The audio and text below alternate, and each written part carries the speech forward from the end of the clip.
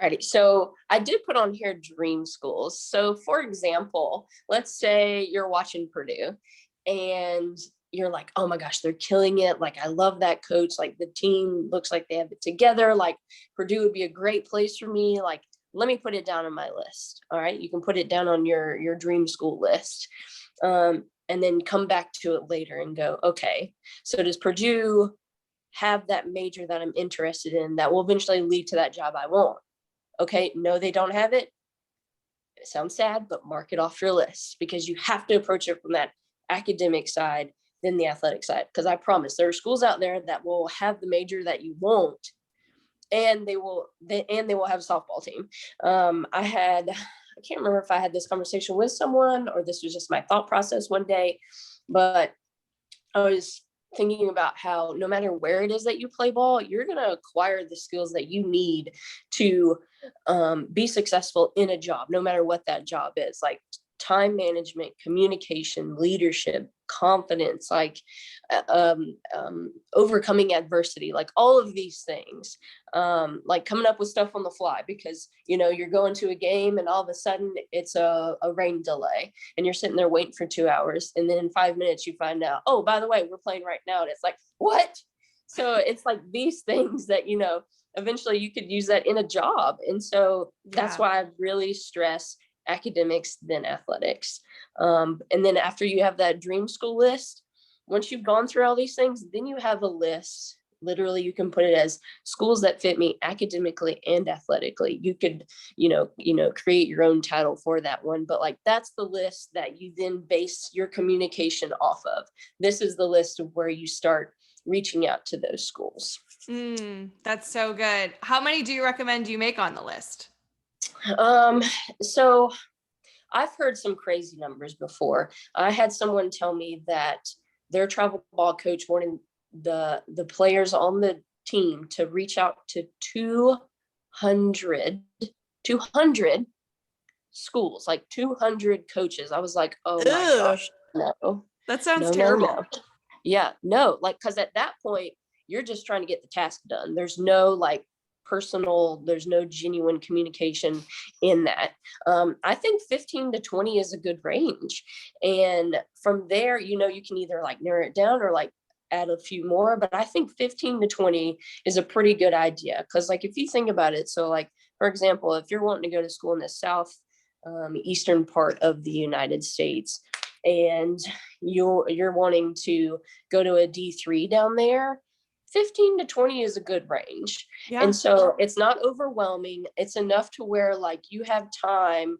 So I encourage people to, and this kind of goes into like planning later on, but I encourage people to, you know, every few weeks, like really dive into one of the schools on your list and start reaching out to them, like really like follow them on like Twitter, follow them on Instagram, like see how the coach is doing, see how the team is doing.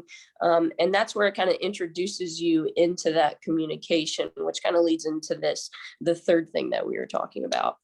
Let's do it. By the way, I really love that you're like stalk the school, because you're probably going to get red flags as you do that. You know, like one school may love this type of tradition and you're like, oh, I don't really like that. But like, now you know. I love that. Stalk the school. Okay. Yeah. Number 3, communication. Let's dive.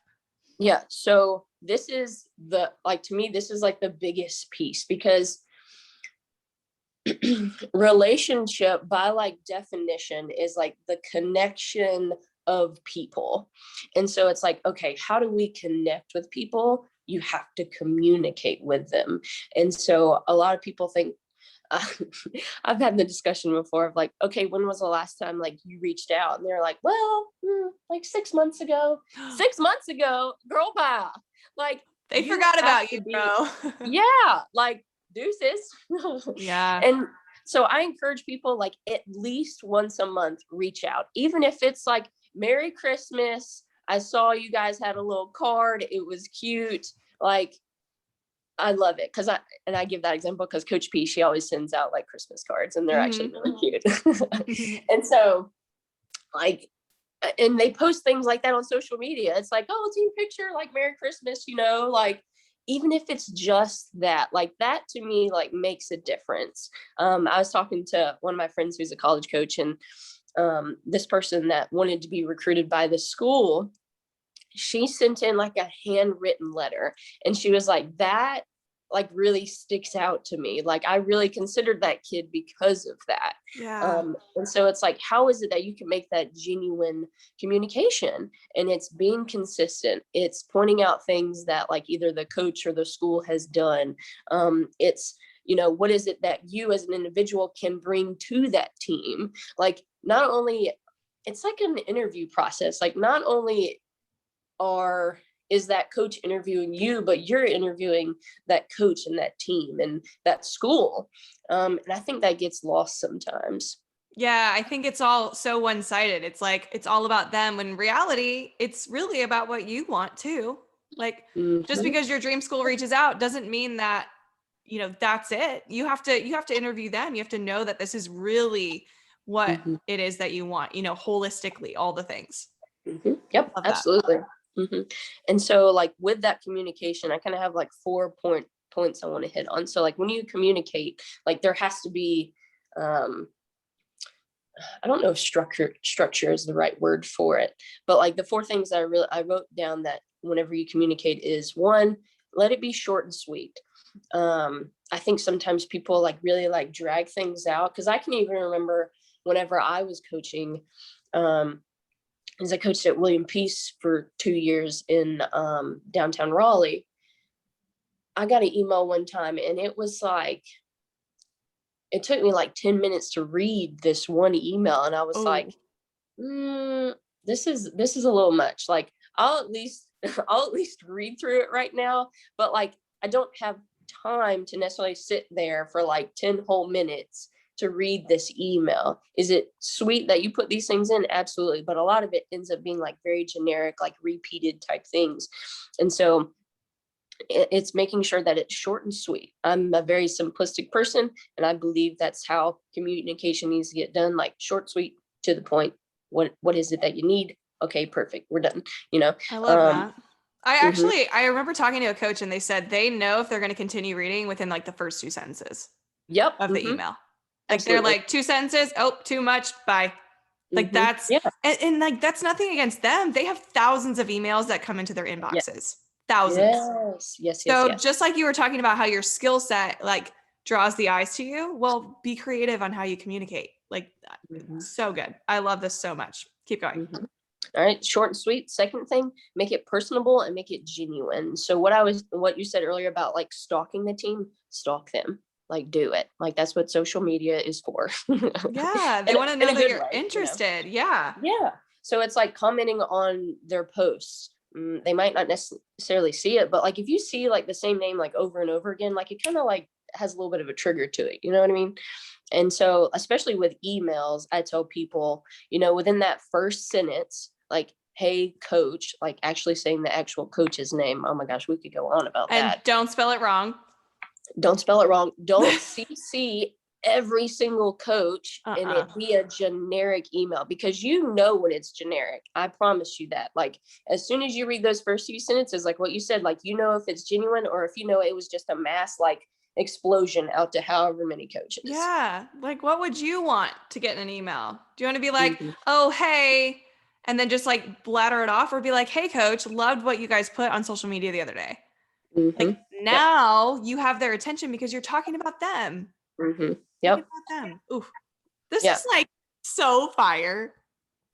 Oh, this is so good. I love this so much. Yeah. Okay, Good. I'm glad you like it. I keep interrupting you, but I'm like, this is gold. If nobody's taking notes right now, what are you doing? This is so good.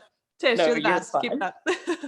No, you're totally fine. Because like an example of that is like, you know, you go to the website and it's you see that that coach has gotten their like 200th win. Like, hey, coach, congratulations on your 200th win. I saw you guys beat Notre Dame the other day. Like that right there, it's like, oh, like you actually, it kind of like piques my interest a little bit. Mm, Okay, so first one, short, sweet. Second one, make it personal, make it genuine. Third thing, give your reason for reaching out. So an example being, let's say this is like an introduction email. You want to say along the lines of, hey coach, I'm reaching out. I really think I would be an asset for your team because I'm a leader on my team. I'm super fast. I saw that you're looking for an outfielder. All right. So reason for reaching out, and then you end it with future communication. So it's like, all right, I'll reach back out in a month, or it's, I am coming to your camp in 2 weeks. I look forward to seeing you then. I see that you're going to this showcase next month. I'll be there. I'll make sure I come and speak to you. So then it kind of like wraps it all up. I like that. I like that a lot. So would you say that, starting with like, here is who I am, here's what I'm good at, here's what I do, and then like as an intro, and then maybe going into like, let's say, here's a little bit more about me and my skill set, or here's where I'm playing this weekend. Like then, like, is there a structure to how you would send each email? Because I know you were saying like more than one. Don't just send one. Like kind of break it down. So is that the order that you just described of the emails you send out? The short. Yeah, I think also, well, so like, I think also too, it depends on where you are in that relationship with that coach. So if it's like an introduction, like, yes, here's a little bit about me, a little blip. Here is what I'm doing in the future. And then at the end of it, that's where like you add in like your recruiting video, where you add in your summer ball schedule, where you add in your high school schedule, because I know some, like Georgia, they have their softball season in the fall, and coaches have a lot more time in the fall to like, have doing recruiting and things like that. And then also too, I've started recently encouraging people, like, go ahead and put your social media in that kind of like introduction, because they're going to be looking for you anyways. And they want to see, and you can tell a lot by a person by what they put on social media. So, but that's a whole nother conversation. I know we need to save that for, parts 2 and 3 and 5 and million. Here's where I'm at right now. You have shared an incredible start today of knowing your why, communicating that with your parents, going over those questions, putting together your list and being strategic with that list. So important. And then diving into like the communication piece. We haven't even gone into social media, but I feel like we should save that for another day, because social media itself is like this whole new ball game. So I'm thinking we kind of like leave a cliffhanger and say social media is to come on the next one, because this is just like a perfect start to at least have the guidelines of how to communicate. And an email is like, it's its own boat. Yeah. So I love where we're at. Like I am obsessed with how much fire just came at the end of this episode. And you mentioned earlier you have a freebie for the audience. So you guys are spoiled today. You are getting an email, or not an email, but a freebie from Tish. Can you go over, what people can find inside that? Yeah, so it's called 10 non-negotiable questions to ask yourself. And so like at the beginning, I say, one, be proud of yourself that you're showing up for yourself, that you're willing to dive deeper into this process. Like you're taking ownership of it. I ask you to be honest and patient with yourself, because you might be going through this and, you're sitting beside your mom and you're like, okay, I'm putting this down, but that's not really how I feel. And so it's like, making sure that you fill it out on your own and how you truly feel, and then come together with your parents and see if you're on the same page. And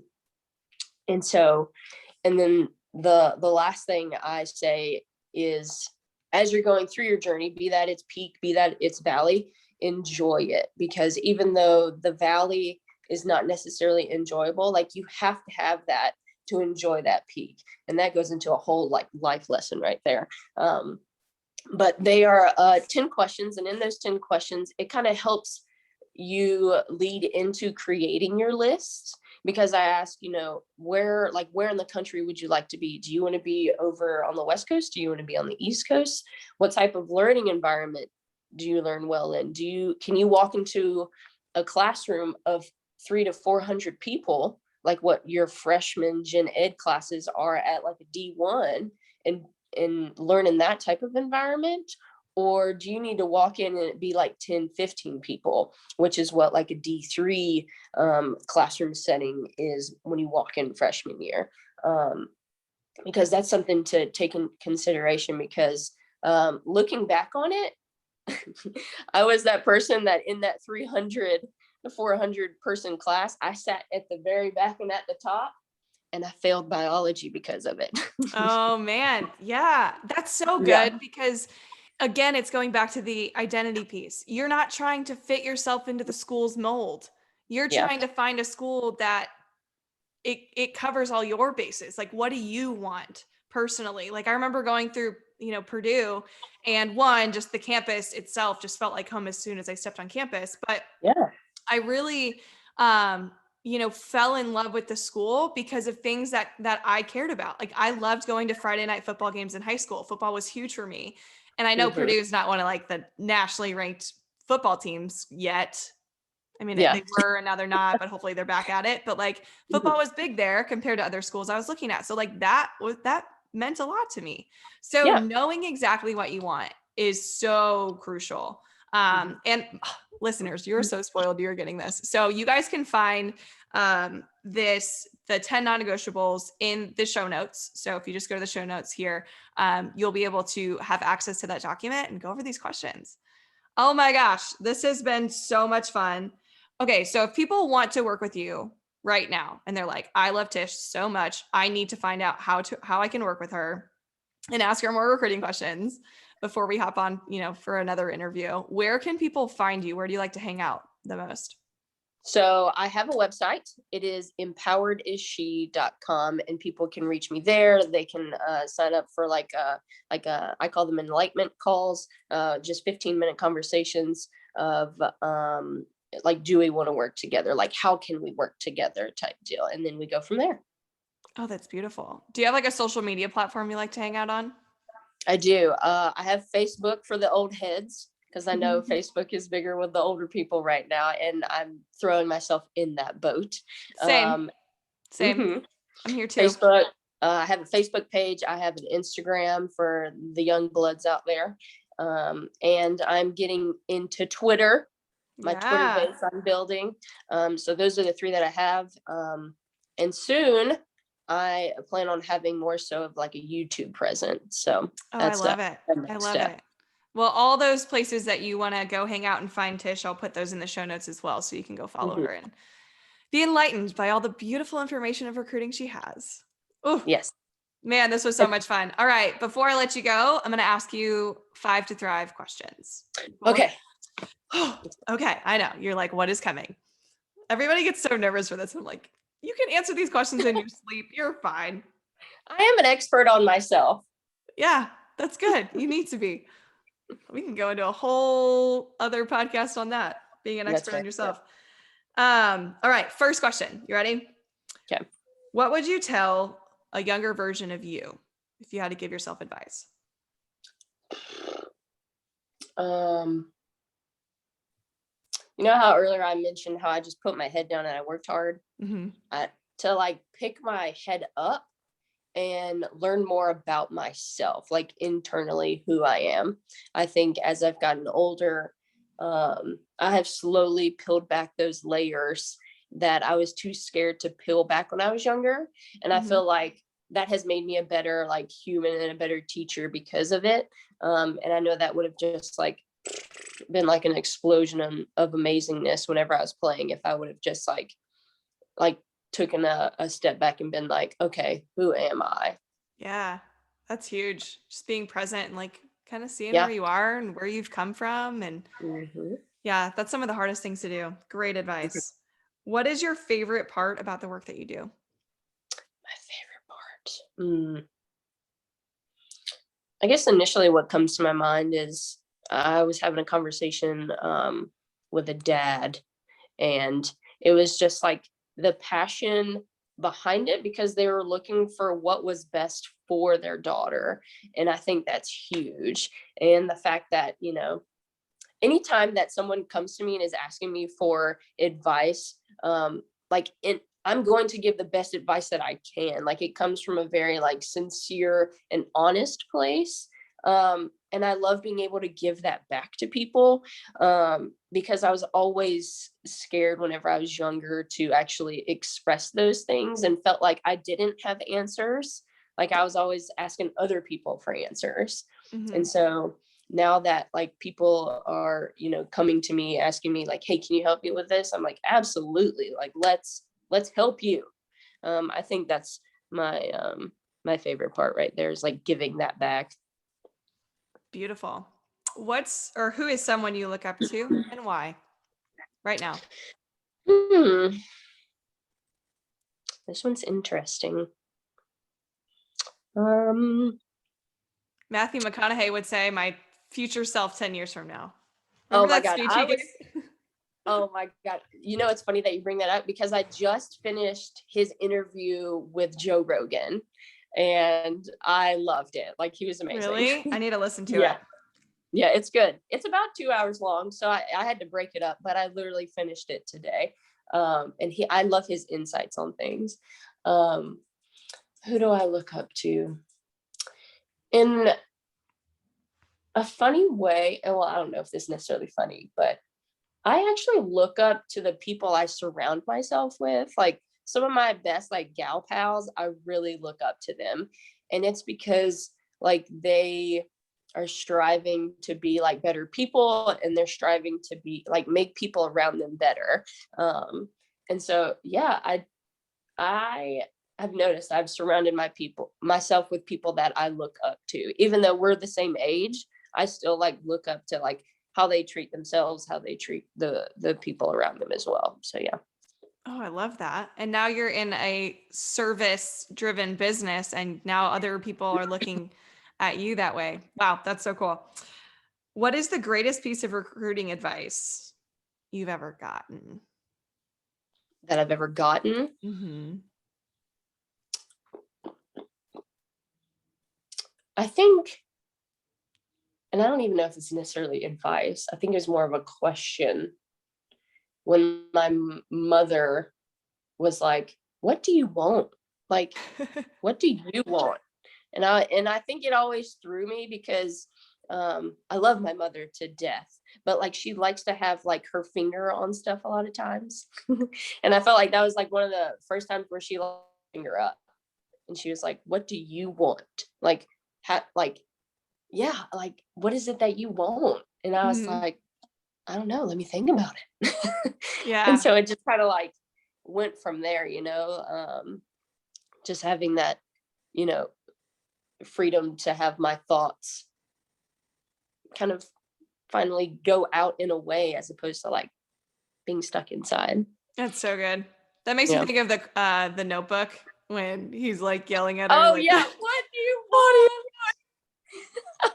That's so true. Like, I remember getting asked Yeah. that question too, and I'm like, I don't even know, but it's so Yeah. good, so valuable. Okay, before I ask this final question, I want to Mhm. thank you so much for bringing so many gems to this audience. This has been one of the most impactful conversations I've ever had, because I know that every single person that listens to this podcast can find value in it. So thank you so much for being on and for just doing what you do. You're so good at it.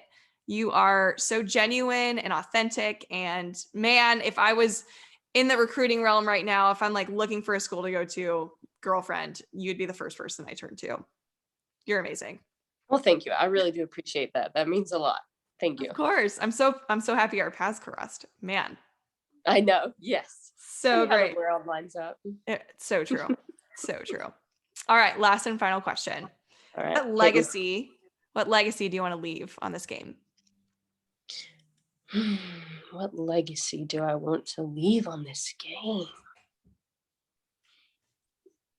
Mm, that I, continue to put into it what it has like given out to me, and just to keep doing that in the best way possible. I felt like I've always found a way to stay involved with softball, because there for a minute I had a roughie, wow, that's a funny word, a rough relationship. I had a rough relationship with softball. And I was like, I'm done with softball. I'm done with it. And it dug its little claws at me and brought me back. And I've always loved the game, and I've kind of like progressed in like how I've been involved with it. And now I just want to reach as many people as I possibly can. And I guess that's ultimately the legacy that I want, is I want to reach as many people as I possibly can in the most authentic and honest way possible, so that they can get just as much out of it as I have. Man, well, you're doing a great job of it right now. And wow, this podcast gets to reach more people. So you're already doing your job times a million. Yep. So Mm-hmm. thank you so much for being on, Tish. This has been an honor. Absolutely. I look forward to more, Ashley. Thank you. Oh, me too. Yes. The audience needs to know there's going to be much more after this. Awesome.